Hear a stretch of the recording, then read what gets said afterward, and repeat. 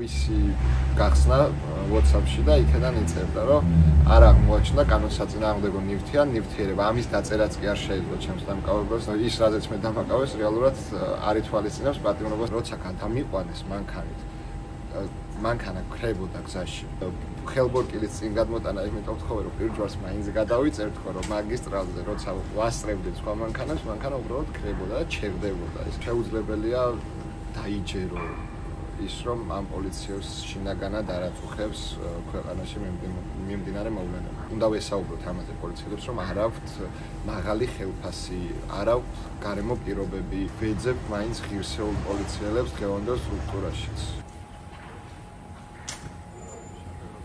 გავიარე კორდონი, აღმოჩნდა, რომ აჭარის სამმართველოს შენობაში დავრჩი მარტო. უკან მოვიხედე, პოლიციელები არ იყვნენ. ჩემთან ახლოს და მე თვითონ მოვთხოვე ხელს ვინმე მოვკიდებ თუ ჩემით შევიდე. შიგნით ნამყოფი ვიყავი აქამდეც და პირველი რასაც თვალებით ვეძებდი ეს იყო ჩემამდე დაკავებულები. ჩვეულებრივი ძველებური შენობა არის კაბინეტები და სხვადასხვა კაბინეტებში ანაწილებენ დაკავებულებს. ერთ-ერთ რიგით კაბინეტში მომიწია ალბათ გაჩერება და ყოფნა, სადაც ვცდილობდი რომ როგორმე გამეკვია როგორ იყვნენ სხვა დაკავებულები. ამ დროს მესმოდა ხმების სხვა დაკავებულების შემოყვანის, გინების, ცხენის და რაღაცა მსგავსი ფაქტების. არის ძალიან მოუწესრიგებელი სივრცე. თითქოს დაბნეულები და არეულები მოძრაობენ პოლიციელები, არ იციან რა გააკეთონ. ჩემი დაკავების ოქროს ვინც ავსებდა, საერთოდ არ იცოდა რა ჩაეწერა. მეხუმრები ხოლმე ხშირად პოლიციელებს რომ აი ვოისი გახსნა WhatsApp-ში და იქიდან იწერდა, რომ არ აღმოაჩნდა კანონსაწინააღმდეგო ნივთიერება. ამის დაწერაც კი არ შეიძლება ჩემს დამკავებას და დაატარებდა ჩემი დაკავების ოქროს სხვადასხვა კაბინეტებში, იქნებ ვინმეს მოიფიქრებინა რა ჩაეწერათ ამ ოქროში, რადგან ის რაზეც მე დამაკავეს, რეალურად არ ითვალისწინებს პატიმრობას და არ შეუძლიათ მაგაზე დაკავება. ეს არის მუნიციპალური ინსპექციის საქმე. ხო, შემდეგ რაც მოხდა, იყო რომ ოქროში დაწერეს ის მუხლები შაბლონურად პოლიციელთან დაუმორჩილებლობა და მსგავსი, რომელსაც არაფერი არ მიაწერეს საერთოდ ჩემს ხელმოწერამდე ხელი არ მოვაწერე ოქროს რა თქმა უნდა და შემდეგ სასამართლოზე გავიგე ამ დაკავების ოქროში დამატებითი ინფორმაცია, რაც საერთოდ შემდეგ მიაწერეს დაკავების ოქროს. საპირფარეშოთი ვისარგებლე, საპირფარეშო მოუწესრიგებელი იყო, მე საერთოდ უცხვენია რომ პოლიციელებს რომლებსაც სისტემა ფარად იყენებს დღეს, ხალხი არიან, რომლებსაც არანაირი გარემო პირობები არ აქვთ იმისთვის, რომ ღირსეული სამუშაო გარემო ჰქონდეთ. ეს მიხარია მართლა, იმიტომ რომ დღევანდელი პოლიცია არ იმსახურებს ამ ყველაფერს, თუმცა შემდგომში ალბათ აუცილებლად არის გამოსასწორებელი. კაბინეტში შესვლისას ერთი დივანი იყო, რომელზეც მომათავსეს, იქეთ ორი კომპიუტერის მაგი დაიდგა და კომპიუტერი, სეიფი იყო, სადაც ყველა ფუნქცია ჰქონდა ამ სეიფს, ყავას და შაქარს ინახავდნენ. ტელევიზორი იყო ძველებური სტილის და ამ ტელევიზორში იყო ჩართული პირველი არხი, ოღონდ ეს არ იყო ქართული პირველი არხი, რუსული პირველი არხი იყო, სადაც სიმღერები გადიოდა და პირველი რაც ვითხოვე, მეთქი აქედან გადართეთ და ერთ-ერთი პოლიციელი პასუხობს, რომ TV პირველი ხო არ ჩაგირთოთ, ხო არ გაინტერესებს ინფორმაცია და მეთქი უბრალოდ რუსული არხიდან შეგიძლიათ გადართოთ და ამის შემდეგ ჩართეს GDS-ი თუ არ ვცდები, რაღაც ფილმი გადიოდა და ცდილობდნენ რომ ინფორმაცია არ მიმოვა, მაგრამ ფაქტი რომ რუსული პირველი არხი და რუსული საზოგადოებრივი მოუწყებელი იყო აჭარის სამმართველოს შენობაში, მართლა შემოწმებელი იყო. მეტი ისეთი მნიშვნელოვანი რაც კაბინეტში იყო, არაფერი არ ყოფილა, ორი მაგი და კომპიუტერები, სეიფი, რომელიც კარადად იყო გამოყენებული და დივანი, რომელზეც მე ვიყავი მოთავსებული. დამოკიდებულებას და მოგხვრობას რაც შეეხება, შემოვიდა ერთ-ერთი პოლიციელი რამაზ კახაძე, სახელი და გვარი გავარკვიე და სწორად მახსოვს, რომელსაც მითხრა ასეთი რომ მაინც ხო დაგაკავეთ ასეთო.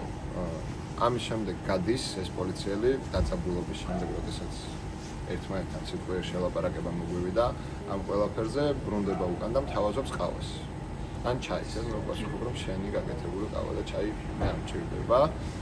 და ამის შემდეგ საერთოდ შემოდის ორი სხვა პოლიციელი, რომელიც არის კეთილგანწყობილი და ესენი იწყებენ უკვე დაკავების ოქმის შევსებას და ცდილობენ რომ ჩემს დამკავებლებად გაასაღონ თავი, თუმცა თვითონ მეკითხებიან რაზე დამაკავეს და მე არ გამეცინა და შემთხვევით ჩემს მოწმენობას ხო არ აპირებთ, ხო და არა ღმერთმა დამიფაროსო მე და შენ სუფრაზე უნდა დავწყვეტო ბათუმი პატარა ქალაქი არისო და სასამართლოზე როცა მოვედი სწორედ ეგ ადამიანი აღმოჩნდა ჩემი მოწმე ცრუ მოწმე რომელიც არის ჩემთვის და რეალურად დამოუკიდებელი სასამართლოსთვის ცრუ მოწმე რომელიც სისხლის სამართლის დამნაშავეა იყვნენ პოლიციელები მათ შორის მაღალჩინოსნები რომლებიც ცდილობდნენ რომ თბილად მომპყრობოდნენ მაგრამ მე სპეცოპერაციას ვუწოდებ ამ ყველაფერს რადგან ეს იყო სრული სპექტაკლი რასაც ჩემს სცენაში აკეთებდნენ თუმცა გადაყვანის დროს მოვიდნენ ახალგაზრდა პოლიციელები რომლებსაც არანაირი უარყოფითი დამოკიდებულება არ ქონიათ ჩემს მიმართ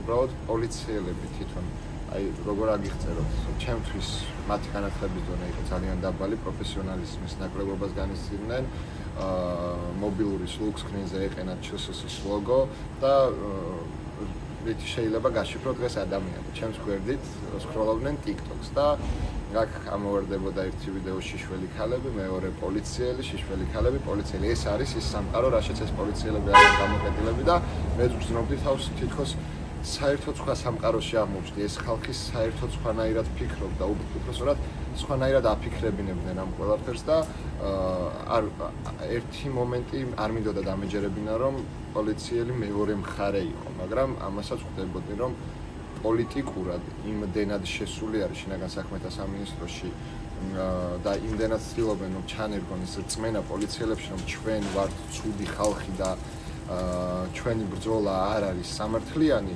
ვფიქრობ რომ ძალიან ბევრს მუშაობენ რიგით პოლიციელებზე და ასრულებდნენ ყველაფერს რაც სურს უფროსობას მართლა დღემდე მჯერა შეიძლება ჩემში არის პრობლემა ვეძებ მაინც ღირსეულ პოლიციელებს დღევანდელ სტრუქტურაშიც ვერც ვერავის ვთხოვ გმირობას და სისტემის წინააღმდეგ წასვლას ამას ძალიან დიდი გამბედაობა უნდა თუმცა ჯერა რომ რაღაც ისეთი მომენტი დადგება რომ ეს ხალხი ხმას აიმაღლებს და რეალურად დაინახავენ იმ განემოებას ჩვენთან ერთად განემოება პოლიციელებიც 80 დღის განმავლობაში აქციებზე და არ ვიცი თვითონ საკუთარი თავით ხედავენ რა ხალხი დგას აქციაზე და რას ეუბნებიან ჩვენზე არ ვიცი ის განცდები რომელიც პოლიციელებს ჩვენს მიმართ ჰქონდა იყო სრული მტკნარი სიცრუე რასაც თავის თვალით ვერ დაინახავდა პროპაგანდის მსხვერპლები იყვნენ უბრალოდ წარმოუდგენელი იყო და ინფორმაციებს იღებდნენ დაკავებულებზე და აი რა ხდებოდა აქციაზე რეალურად ლაივებისგან და ბათუმელების ლაივს ვთხოვდი რომ ჩაერთოთ ჩემთვის იმიტომ რომ მაინტერესებდა რა ხდებოდა ჩემი დაკავების შემდეგ თუმცა მარიდებდნენ აი ყველაფერს ნახულობდნენ გარდა იმისა რომ ინფორმაცია არ მიგვეღო შეუძლებელია დაიჯერო ის რომ ამ პოლიციელს შინაგანად არ აწუხებს ქვეყანაში მიმდინარე მოვლენები არ ვიცი რის გამო აკეთებენ არ აქვთ უნდა ვესაუბროთ ამაზე პოლიციელებს რომ არ აქვთ მაღალი ხელფასი არ აქვთ გარემო პირობები როცა გადამიყვანეს მანქანა ქრებოდა გზაში მატარებლის ლიანდაგზე რო ჩაქრა, ეხა რა უშვებით. მეთქი ან თქვენ გადადით, ან მე გადამიშვით, არ მინდა მეთქი რა. ხელბორკილიც წინ გადმოტანა, იმიტომ ვთხოვე რომ პირჯვარს მაინც გადავიწერთ ხო რომ მაგისტრალზე როცა ვასწრებდით სხვა მანქანას, მანქანა უბრალოდ ქრებოდა და ჩერდებოდა ეს. არ ვიცი, წარმოუდგენელი სიტუაცია. პირველი გადაყვანის დროს უბრალოდ საუბრობდით, მითხრეს რომ ჩემი დაკავების შემდეგ ჩამოვიდნენ ხელვაჩაურიდან ჩემს გადასაყვანად, მაგრამ რეალურად მაგ სამ პოლიციელს შორის ერთ-ერთი აღმოჩნდა კიდევ სხვა დაკავებულის მოწმე და მე თარწმუნებული ვიყავი, რომ ჩემი თვალით ვნახე, ეს პოლიციელი ახალ ჩამოსული იყო ხელვაჩაურიდან და ფიზიკურად ვერ შეძლებდა აქციაზე ვინმეს დაკავებას, რადგან თვითონ საერთოდ არ იმყოფებოდა აქციაზე. მეტი კომუნიკაცია არანაირი არ ყოფილა, უბრალოდ გზაში ვსაუბრობდით არა პოლიტიკაზე, უბრალოდ ყოფით ამბები. პირველად ლანჩხუთის იზოლატორში ჩავედით. ძალიან დიდი ხანი მოგვიწია მანქანაში გაჩერება, რადგან ხანგრძლივი პროცესი აღმოჩნდა დაკავებულების შესაძლებლობა დროებითი მოთავსების იზოლატორში. როდესაც შედიხარ, პირველად გვხვდება ბადრაგები, რომლებიც მართლა კეთილგანწყობილები არიან. მათი მოვალეობა არის, რომ ასეთები იყვნენ, რადგან სამსახური ავალდებულებს ამ ყველაფერს, რომ იყვნენ კეთილგანწყობილები. რაც ლანჩხუთის იზოლატორში იყო განსხვავებული, ეს იყო ექიმი არ ყავდათ. თუ ექიმი დაგჭირდებოდა უჭირდებოდათ რომ დაერეკა სასწრაფოსთან და ჩვენ გადაყვანის დროსაც სასწრაფო დაბრუნდა. შემდეგ გამოძახებაზე წავიდა ეს სასწრაფო სხვა გამოძახებაზე და კიდევ ველოდებოდით, როდის დაბრუნდებოდა რომ გაგრძელებულიყო ჩვენი სასახლება. რაც შეეხება პროცესში, რასაც გადიხარ, ეს არის ფოტოს გიღებენ მამის სახელით და საკუთარი სახელით თან სიმაღლის ნიშნულთან გაყენებენ. მე ვთხოვენ რომ ხელი მოუწერო წესებზე, რასაც ხელი არ მოვაწერე, არაფერს არ მოვაწერე. ამ ყველაფრის შემდეგ შედიხარ ოთახში, არის ძალიან პატარა ოთახი, ლანჩხუთში ასეთი იყო. პირველი რაც ვკლება არის საპირფარეშო, რომელიც მხოლოდ პატარა ტიხარით არის გამოყოფილი ამ პატარა ოთახისგან. გვერდით დგას ორსართულიანი საწოლი, სადაც შეიძლება ორი ადამიანი მოთავსდეს. ორი სკამი არის, რომელიც მთლიანად ჩაბეტონებულია და მიმაგრებულია კედელზე და შუაში არის მატიტა. მეტი საერთოდ არაფერი არ არის იზოლატორში. ფანჯარა, კარგ შემთხვევაში გაქვს ფანჯარა, რომელიც ატარებს მზის სინათლეს, მაგრამ მეორე იზოლატორში გადიოდა ეს ფანჯარა გასასეირნებელ ოთახში და რეალურად მზის სინათლე არც კი შემოდიოდა. რკინის დიდი კარი არის, საიდანაც გახედვა არ შეგიძლია, უბრალოდ პატარა ფანჯარა აქვს, სადაც ყოველ 5 წუთში უკვე ბადრაგი შემოდის და გამოწმებს. ყოველ 5 წუთში ვალდებულება აქვს აღვიძარა აქვს დაყენებული ყოველ 5 წუთში და ჩამოვლას აკეთებენ და ამ პატარა ღია ფანჯრიდან ათვალიერებენ ხოლმე რამეს უარაშავებს პატიმარი ან როგორ არის. არ გაქვს ბალიში, პლედები გაქვს მხოლოდ თეთრეული, არ გაქვს პირდაპირ საწოლზე გიწევს ძილი და ყველაზე ცუდი რაც არის შუქი, რომელიც არასდროს არ ქრება. შეუძლიათ რომ დაუწიონ, მაგრამ არასდროს არ ქრება და განათებს პირდაპირ თვალებში. პრაქტიკულად შეუძლებელია ძილი პირდაპირ ღია შუქი თვალებში გიყვანს და ამის გამორთვა არ შეუძლიათ. დაწევის მიუხედავად მაინც შემაწუხებელი არის. სისუფთავეს რაც შეეხება, ყოველ მეორე დღეს დილის 10 საათზე შემოდის დამლაგებელი, აკავხარ იზოლატორიდან ბადრაგებს და ალაგებს დამლაგებელი აღმოჩნდა. ყვებას რაც შეეხება ლანჩხუთის იზოლატორში, გზავნილების შემოგზავნა შეიძლებოდა და არ გამისინჯავს არაფერი იზოლატორის საკვებიდან. რაც შემომიგზავნეს, იმას მივეცნობდით ხოლმე, სასმელსაც ჩვენსაც ვიყენებდით, არაფერი არ გამოგვიყენებია იზოლატორის. სამტრედიაში მომიწია ამ ყველაფრის გამოყენება, რადგან მოხდა ასეთი პრეცედენტი, რომ ბადრაგები ატყუებდნენ ჩვენს მნახველებს, რომ ამათ იმდენი რამე აქვს უკან გამოგატანენო და არ იღებდნენ გზავნილებს და შესაბამისად გვიწევდა, რომ ციხის საკვებით, უпроსტად მოთავსების იზოლატორის საკვებით გვესარგებლა. შეგიძლია რომ აირჩიო სამი საკვებიდან ერთ-ერთი, ეს არის პაშტეტი, ეს არის ხორცის კონსერვი და ეს არის წვნიანი ერთჯერადი ქაღალდის ჭიქებში და ამ საკვების აღება შეგიძლია მხოლოდ ერთხელ. ანუ დილით თუ აიღებ წვნიანს, მეორე წვნიანს ვეღარ შეჭამ და უნდა ჩაანაცვლო. ჩაი შეგიძლია რომ რამდენჯერაც გინდა იმდენჯერ შეუკვეთო, მაგალითად შეგვიძლია რომ ჩაი მართლა გემრიელი აქვს და ნებისმიერი ადამიანი რომელიც იზოლატორიდან გამოდის ამბობს ჩაი აქვს მართლა გასაოცარი, ალბათ იქ გეგმრიელება. პაშტეტი არ გამისინჯებს სიმართლე რომ გითხრათ, მიუხედავად იმისა რომ მიყვარს, სხვა საკვები როცა გავსინჯე, მეკითხი რომ პაშტეტი იქნებოდა საშინელება. ხორცის კონსერვი შემოდის აი ფილმებში, როგორც არის ალუმინის დეფორმირებული თეფშით, პირდაპირ თეფშიც ხევდება და გაქვს ერთი პური დღის განმავლობაში, რომელიც ჩვენ ორი ვიყავით იზოლატორის საკარში და ორივეს და მთელი დღის განმავლობაში ერთი პური. საკვები მართლა ძალიან ცუდი აქვს, ალბათ ისიმშილებს ეს ადამიანი, რომელიც ფიზიკურად ვერ ჭამს მსგავს ქიმიანად, მსგავს საკვებს, რომელსაც აქვს პრობლემა და საბოლოო ჯამში ისი თქმაც მინდა იზოლატორში გატარებული 15 დღე ადმინისტრაციული სამართალდარღვევის გამო ალბათ იყო დემოკრატიული ფორმა. თუმცა 60 დღემდე გაზრდა ამ ყველაფრის არის საშინელება იზოლატორში არ არის ის პირობები, რომ 60 დღის განმავლობაში იქ აქტივისტი, არ ვიცი, უდანაშაულო ადამიანმა გაატაროს დრო. საკანში ძირითადად სხვა პატიმრების ხმები შემოდის თუ ბადრაგს ესაუბრებიან. ასევე ყველაზე ცუდი, ალბათ ერთ-ორ დღეში ეჩვევი უკვე ძილისას, ეს არის მაღვიძარა, რომელიც ყოველ 5 წუთში რეკავს, რომ ბადრაგი გააფრთხილოს ჩამოვლაზე.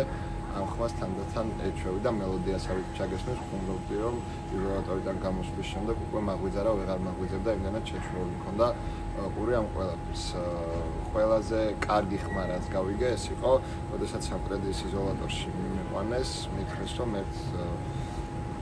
ერთი საკანი იქნებოდა დაკავებული, სადაც უნდა შესულიყო ქალი, მაგრამ მითხრეს, რომ აქციების მონაწილე არ იყო.